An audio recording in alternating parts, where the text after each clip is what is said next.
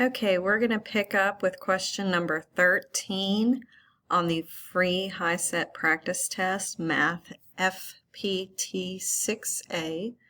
And question number 13 deals with translation, which may not be the kind of translation that you're used to. We're not translating something into another language. Instead, we're using the translation rule of moving objects. There are three ways that objects move on a coordinated plane or on a coordinate plane. One of them is translation, which is all about just sliding something over. Okay, so what we're going to be doing is we're going to take an object that's at any given xy. We don't know what the xy is, but it's at any given xy. And we're going to move it to a different location. What we're going to be doing is we're going to add 3 to the x and we're going to subtract 4 from the y. Let me show you what this is going to look like. So this is very messy, but I wanted you to be able to see it on the actual coordinate plane. So we're going to take this object right here, this yellow. It's supposed to be a box, but it's not shaped exactly perfectly. And I want you to see this as our x. Let me write that in. This is our x right here, and our y, of course, is the one that goes up and down. Now, I didn't do a full xy coordinate, and I made this where it was all bigger so that you could actually see what was happening. But what we're going to do with this box is we're going to move it 3 to the right, because plus, when you're on the x-axis, plus and minus on the x-axis moves it left to right. So if you're adding something, you're moving it to the right. If you're subtracting, you're moving it to the left. So basically, we would be taking this box right here, and we would be moving it this direction 3 boxes over. So it would go 1, 2, 3 is where we would be sending it to from that direction. Okay? Y moves it up and down. And I don't have all of this drawn so that you can see it, but if we're subtracting 4 from the y, essentially what we would be doing once we moved the box over here is we would then be moving it down 1, 2, 3, 4, which I know you can't see the third or the fourth on this particular graph. But basically what it would be doing is moving it 3 to the right and then moving it 4 down, because that is our minus 4. Okay? So no math involved here. All you're doing is moving an object. We're moving it 3 units to the right and 4 units down. Plus means to the right, minus means down. Now if we were subtracting from the x, we would be moving it to the left, and if we were adding to the y, we would be moving it up. So with this one, this particular problem shouldn't take more than a minute to figure out, because all you're doing is looking to see what would happen. If you add 3 to an x, you're obviously moving it right, and if you subtract 4 from a y, you're obviously moving it down. So 13, pretty simple. 14 makes up for that though.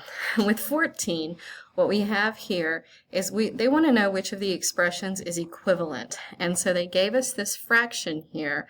And before we can figure this out, this is basically a division problem, because every fraction is a division problem.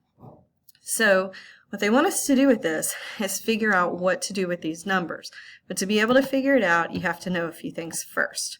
You need to know the rules for dividing exponents. The way you divide exponents is you take your bottom exponent, whatever it is, and subtract it from the top, but the bases must be the same in order to do this. So what I have here is 4x to the 10th, y to the 7th, z to the 5th, divided by 2x to the 3rd, y to the 4th, z to the 1st. When I take my 4 and my 2 and divide them out, I get a 2. Then I'm going to deal with each one of these bases by itself. So for the x, I'm going to take the 10 and subtract 3 from it. For the y, I'm going to take the 7 and subtract 4. And for the z, I'm going to take the 5 and subtract 1. So my answer here would end up being 2x to the 7th, y to the 3rd, z to the 4th for this one right here. Now, the rules do not change. That's the great thing about math. We're not going to change the rules in the middle of the game. Your rules for adding and subtracting positives and negatives always stay the same. So if you are dealing with something where you have negatives on top or negatives on the bottom, you're just going to continue to use your same rules.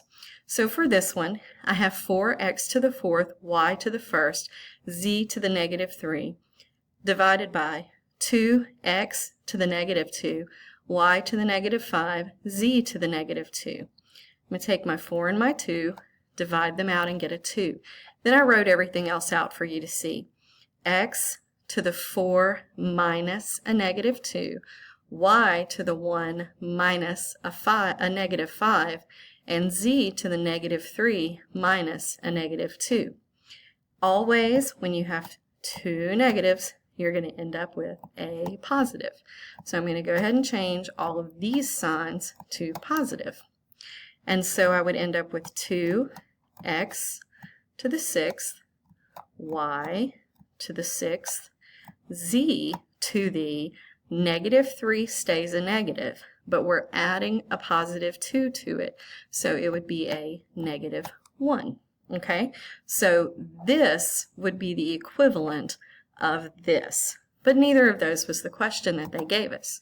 The question they gave us was 10a to the 6th, 10a to the 6th divided by negative 2a to the third. So I'm going to take my 10 and my negative 2 and divide those two out first, and I will get a negative 5. Because my a's have the same base, I'm going to take this negative 3 that I have down here, and I'm going to subtract it from the 6 that I have right there, and I'm going to get an a to the 6th, and that's going to be my answer. Negative 5a to the, that is not a 6, that should be a 3. 6 minus 3 is 3, not 6. I was just checking to see if you're paying attention. So my answer would be negative 5a to the third, and when I go back out here to my program, negative 5a to the third is my answer. Okay? Number 15 is another one of those where they don't want you to actually solve the problem. Instead, what they're trying to do is they're getting you to figure out if you know the steps to solving a problem without actually solving it. So let's think about this. The sale price of a hat that Tyler wants to buy is 20% off the regular price. One way to determine the sale price is for Tyler to. I want you to ignore the answers for just a minute, okay? Don't even look at the answers. Instead, what we're going to do is we're going to get a new page here, and we are going to think for a minute, okay? Let's pretend that if you had something that costs $10, we're just going to pretend for a minute, okay? If something costs $10 and you were getting it for a certain percent off, you would multiply it by the decimal of that percent, right? Then you would take whatever this number is and you would subtract it from that original cost of $10. Oops. And that would tell you the sale price. Okay? That's how you would figure this out. You would take the original price, multiply it by the decimal of that percent that you were dealing with, or if you didn't want to multiply it by the decimal itself, you could take your $10, that's supposed to be a 0, and multiply it by 10% instead of changing it to a decimal. Either way you go, you're going to be multiplying the original price by the percent of the sale, and that's going to help you figure out the amount of money that you're saving. So let's go back to the problem. It says he's buying it for 20% off the regular price. So what we're going to do is we're going to multiply the regular price by 0.20, okay? And that's going to help us determine, if we multiply it by 0.20, it's going to tell us how much he actually saved on the item, okay? So let me do that for you. So if he takes the 20% off, let's pretend like it costs $10 because I like using normal numbers. And if we multiplied that by $20, I'm sorry, by 0.20, then what that would give us as an answer is $2. That is not the sale price. That is the discount amount, okay? The discount amount. We're going to have to take that discounted amount, and just like we would have here, we would have to take that discounted amount and subtract it from the original price to get the sale price. So even though 20% will get us there, it's not going to give us exactly what we need, okay? But on the other hand, if I were to take the number 1 and subtract 0.20 from it, I would end up with 0.80. And if I take my $10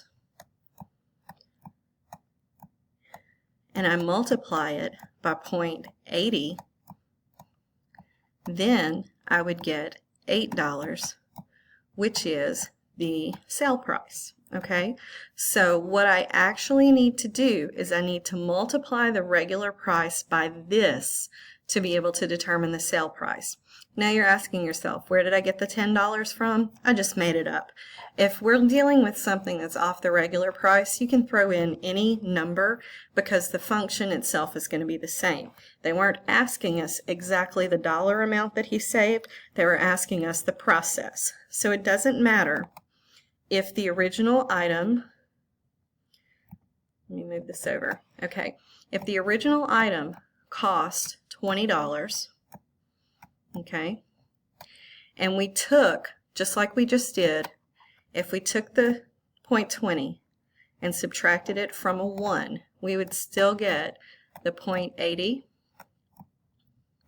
and now our sale price would be $16 whenever we did the math on it. So it doesn't matter what the original price is because what they want to know about is the process. Do you understand the process? So in this case, it would be B. We would take the regular price and we would multiply it, and we would multiply it by the by 1 minus 0.20, which would basically be 0.80. Okay? The next question is a little bit more complicated, so I am going to stop right now because I'm going to need more than just a few minutes to go over number 6. So I'm going to stop this recording. I'm sorry, number 16. I'm going to stop this recording and pick up with number 16 next.